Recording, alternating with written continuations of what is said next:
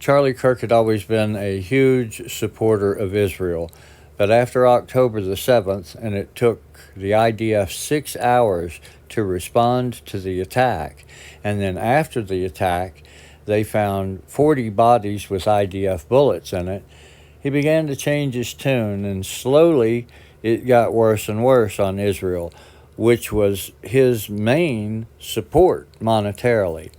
This is him on the Patrick Bet-David show for the first time going against Israel's official narrative, and it got worse from here.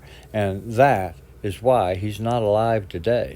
The whole country's a fortress. When I first heard this story, I still had the same gut instinct that I did initially. I find this very hard to believe. I've been to that Gaza border. You cannot go 10 feet without running into a 19-year-old with an AR-15 or an automatic machine gun that's an IDF soldier. Right? The whole country is surveilled.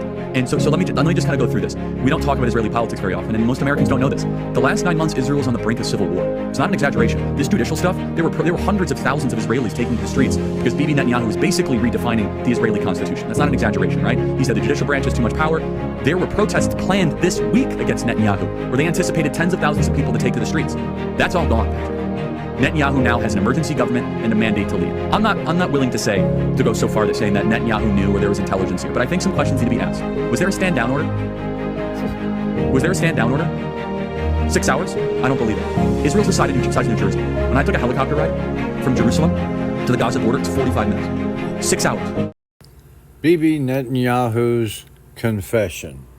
Israel had something to do with Charlie Kirk's horrific murder. 2025 at Utah Valley University.